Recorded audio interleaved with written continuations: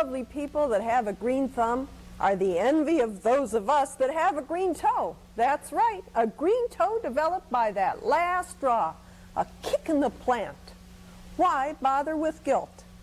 I now have daffodil draperies in my bedroom, pink daisy wallpaper in my bathroom, and chrysanthemum foil in the kitchen. Green carpeting throughout my home. No watering, no pruning, no fertilizing. My husband's degree is in horticulture, and he didn't say a word. Once our son asked why we didn't have any real plants in the house. I told him our Dalmatian would mistake them for trees. He never asked again. My neighbor, who comes to my Tupperware Fuller Brush parties, who picks me up when my car breaks down and takes care of my children when I've had too much coffee, this lovely size 8 lady knew better than to invite me to her foolproof plant party. Just as my green toe stopped throbbing, my daughter came home from a birthday party with the most unusual party favor. You guessed it, a live potted plant with her name hand-painted on the pot. The dog hasn't touched it. It grows like a weed.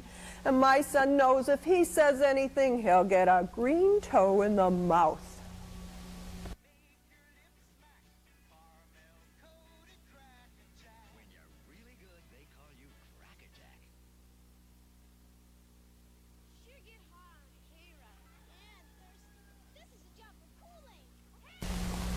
Hi.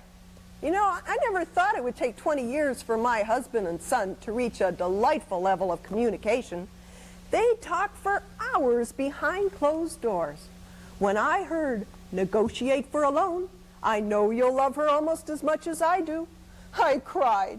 My son had become a man. He was planning his future. I didn't want to spoil this newfound comradeship, but I think I was jealous of my own child. I heard myself saying, "Honey, equal time for your wife." I know the problem. My son's in love, and this time, my husband's the understanding one. We've suffered through infatuation withdrawal symptoms, and I know this is the real thing. I never should have said, "I'm embarrassed hearing about your love's anatomy morning, noon, and night." And I shouldn't have thrown out all the newspapers with her picture on the front page. An abrasive feeling surfaced as I watched father and son sprucing up our yard for a guest I never met and could care less about. How could my husband, a grown man, carry on like a teenager, and why will I no longer hear, "Mom, you can't imagine how beautiful she is"? I'll share the answer with you. In our driveway, at this very moment, sits our son's first new car. I think if he had to go through 9 months of labor, I would have hoped for a miscarriage.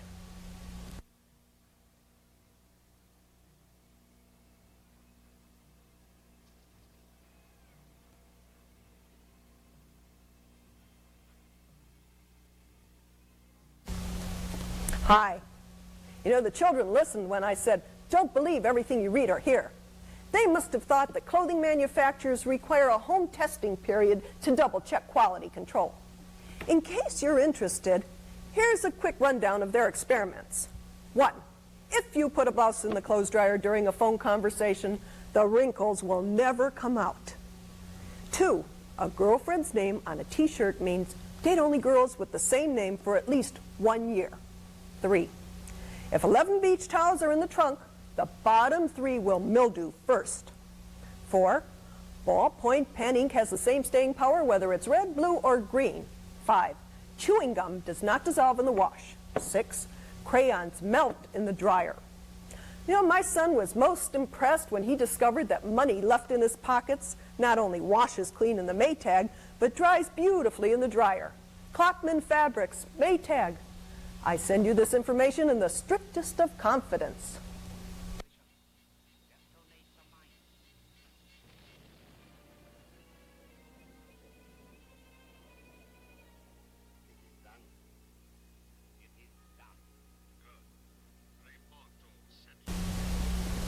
Hi. You know, the furniture in my home was early science fiction. It looked like it came from an unnamed planet, but had possibilities of creating a cozy atmosphere. To avoid the children having a shock to their system, for 20 years we have gradually refurnished our home, reaching somewhere between the Sears and Penney's catalog. Wasn't easy. My sister-in-law tried to delay the process.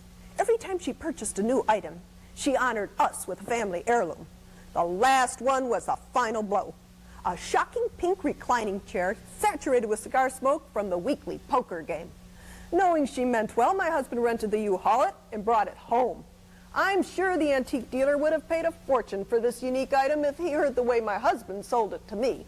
The one thing I found helpful was the wheels. I rolled it next to our bed every night in hopes my husband would change his mind about the aesthetic value.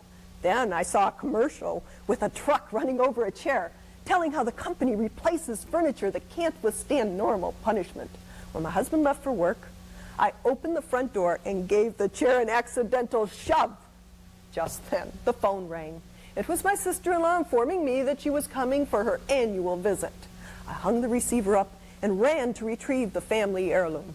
One of these days, I'm going to have total success in my renovation project. I have promised my 4 children that the first one moving out gets all family heirlooms.